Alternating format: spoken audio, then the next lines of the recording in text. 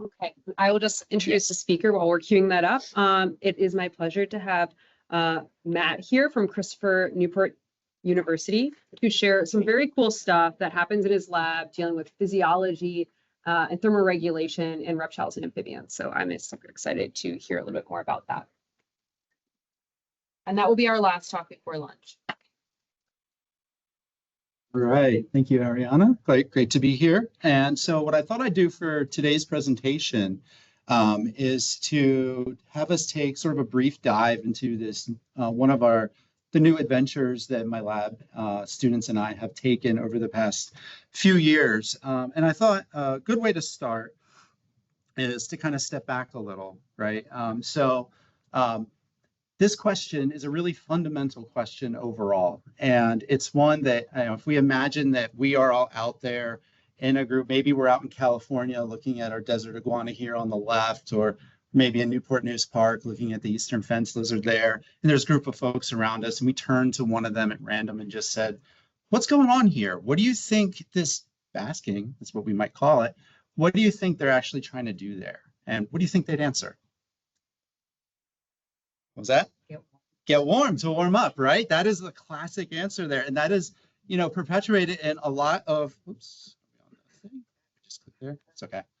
Whoops, let me jump back, there you go. That is perpetuated a lot in the public sphere.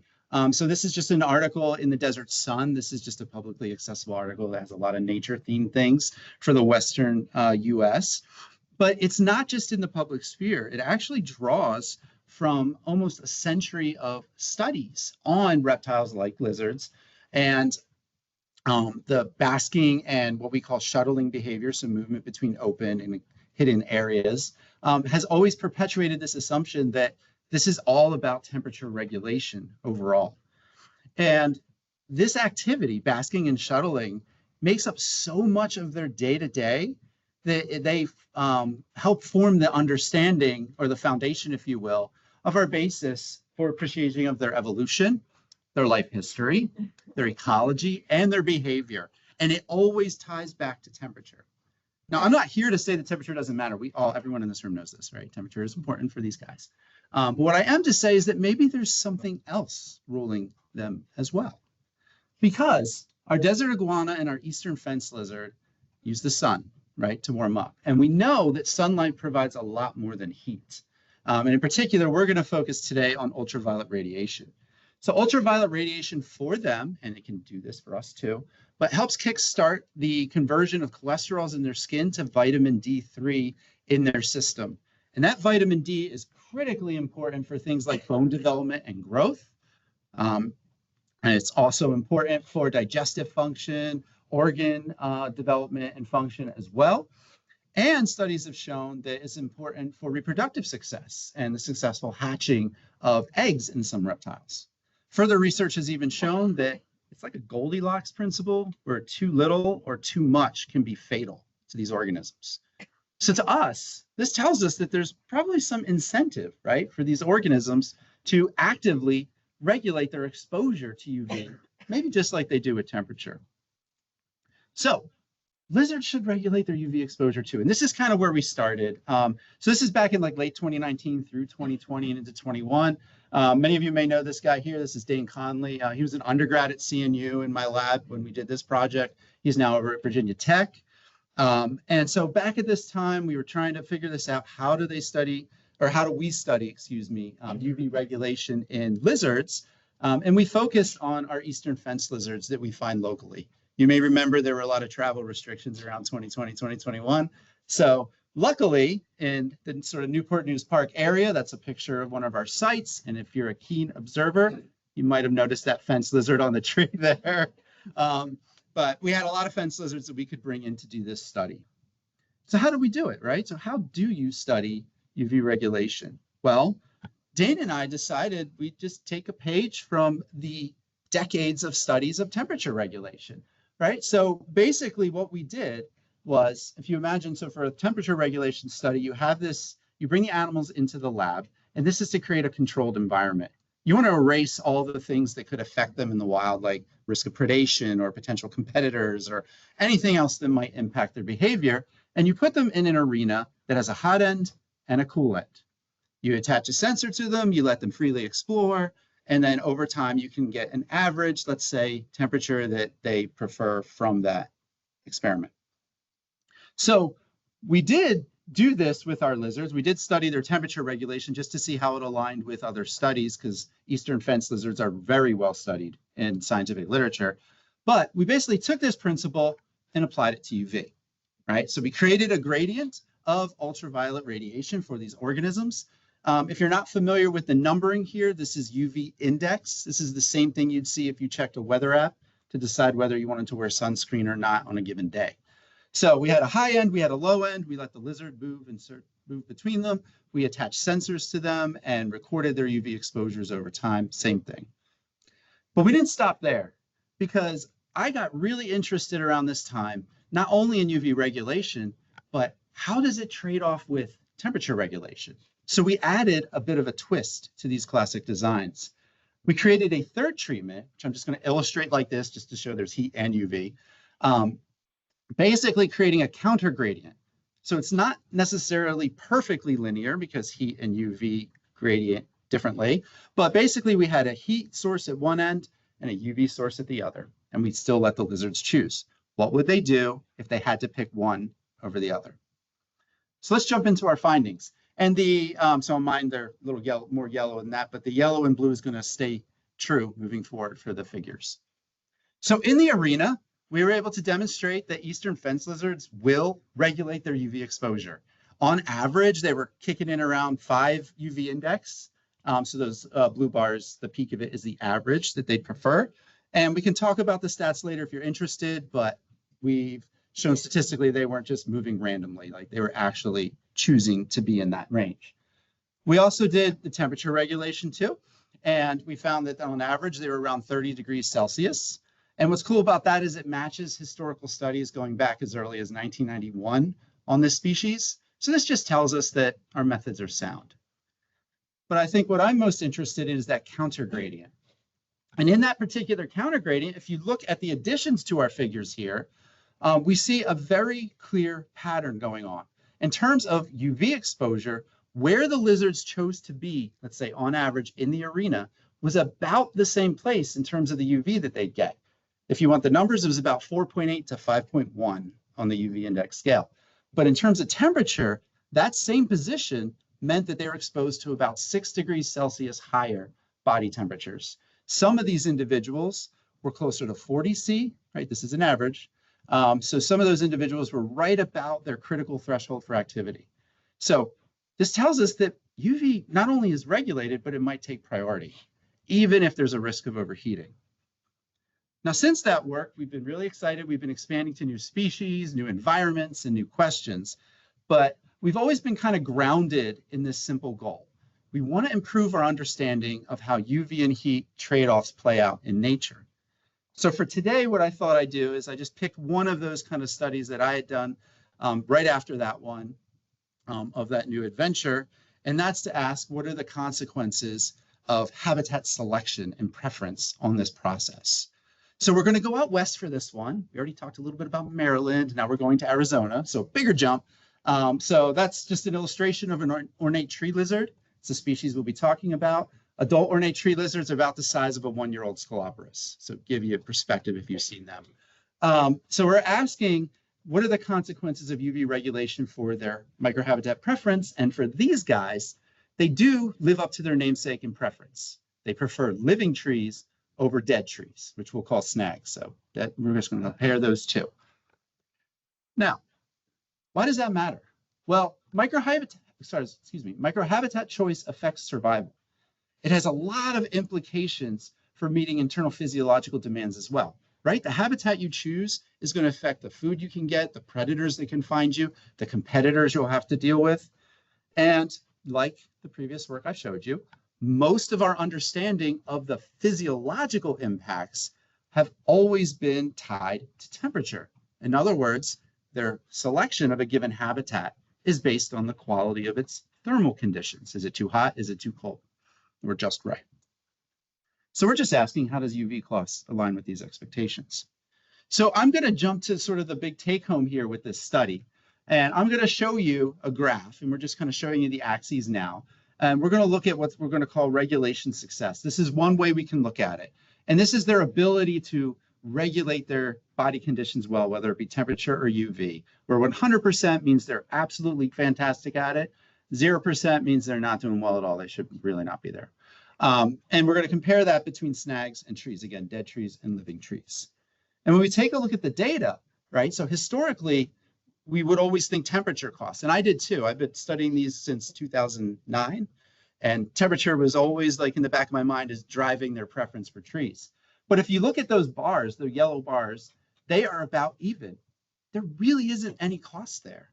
The cost, however, does show up when it comes to UV regulation ability.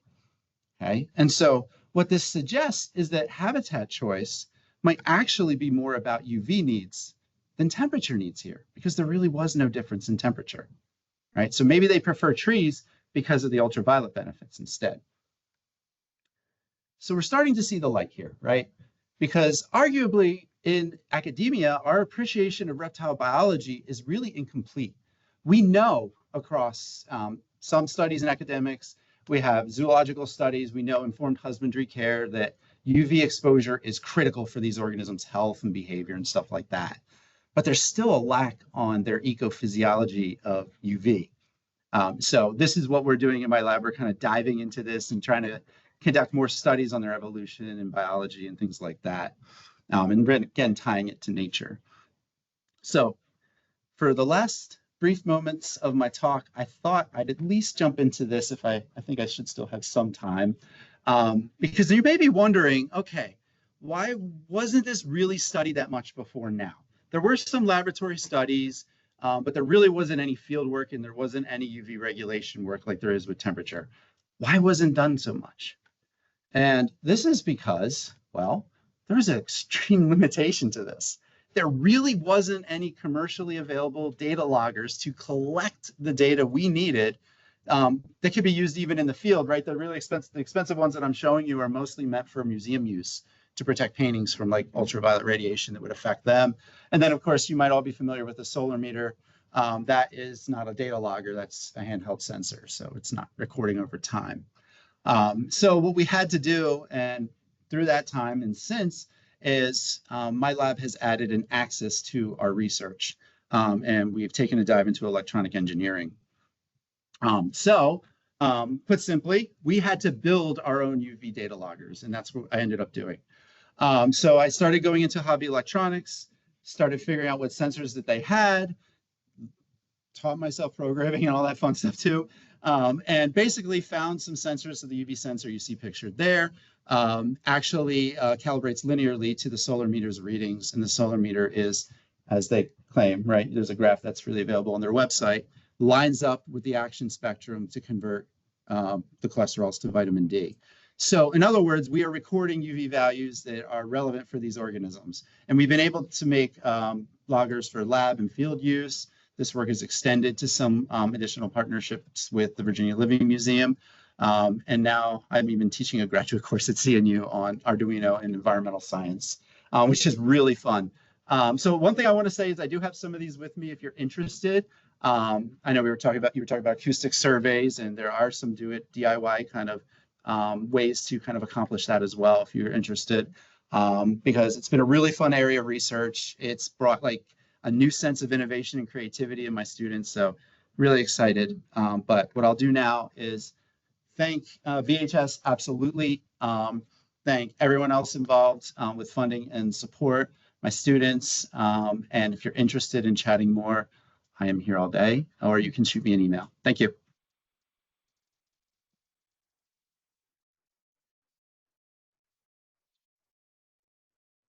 Yeah. Yeah. So how does the animal sense UV? So there are a couple ways. So we have our parietal eye on the top of our head in these reptiles, and that has been tied to circadian rhythms and daily activity cycles.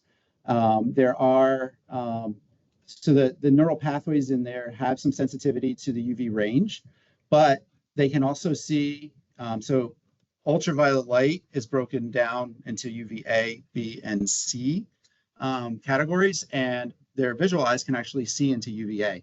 So a lot of the species, so like eastern fence and the ornate tree lizards I mentioned, will actually reflect a bit in UV on their patches under their bellies, and they'll use that to signal because they can see it with their eyes. So for them, they could see a potential basking spot with A, and then when there's UVA, there tends to also be UVB, and that can feedback. Great question.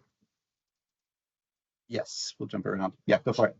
I was just wondering if you have any interest or plans, or if anybody else is studying UV regulation and other types of herps, other besides lizards. Absolutely. Yes. Yes, I am. So we have been talking with VLM about maybe working with some of their organisms. So we're a small university, so I have kind of a smaller facility to house things. So my main interest has been considering reaching out to zoos that might have collections and working with them, because then you have a captive population, a decent sample size. But yes, I am really interested in techniques for the legless ones, so legless lizards and snakes, turtles, and some amphibians too. So yes, absolutely. We had a picture, I saw her at first, but we'll come to you, Christian, next. And local breeders that might be willing to partner with you to do these kind of studies on snakes as well. Yeah. I know a few snakes that don't do well with UV, like the rough green snake does much better in captivity than has access to UV. And there's a few others, but most of them can live a full life without UV. But I still think that.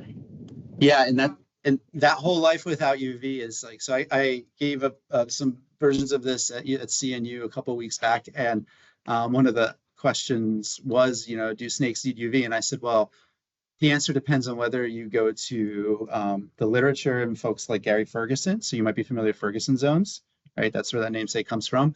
Or you go to social media groups, because some social media groups have very strong opinions on this. But I'm right there with you in terms of, right, if this is something they're exposed to. So one of the reasons that some species of snakes probably do fine without it for their whole life, or, it could be the question of being alive versus thriving kind of thing, is because they get a lot of calcium from their diet compared to like ornate tree lizards. I mean, they're not getting that much calcium. They're getting a lot of carbs, maybe some protein, but the calcium content is very low. So for them, it's different. But you're right. A lot of these species, if they're accessing UV in nature, it doesn't hurt to explore how if it benefits them. And I wouldn't be surprised if it did. Thank you. Do we have time for another one? Sure. Okay, Christian. So, I think there's different. So yeah, the dead trees that are at this particular site, all the bark has kind of sloughed off. And so this is like a smooth bark, often fallen, but not always. And they lack a lot of cover. So what happens is that if you were, let's say, a little lizard under a bough next to the ground, you go from either full shade to immediately like at least 60 to 90% exposure, like you're fully exposed. On a living tree, however, you get more of a mosaic.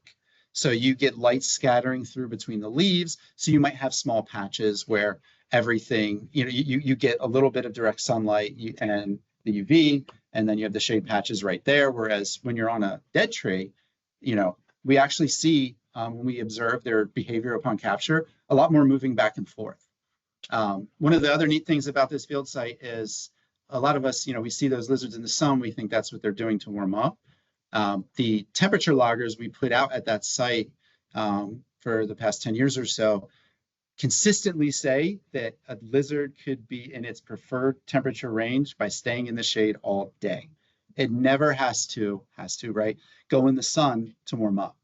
So there's the challenge there on a snag, right? If you can stay good in the shade, you're good temperature-wise, but if you need UV, you got to move in the sun, but then you get that risk of overheating quickly. So maybe go back. And then we're thinking that's part of the shuttling back and forth there. So it ends up being a pretty strong contrast for them. Yeah. 10 years ago, they were saying keep them at 100 degrees. Now you got people breeding them, they're keeping them at 140, 40. Oh, And wow. the reason the jump has changed as far as temperature coming in goes, they can always sit in the sun longer to warm up.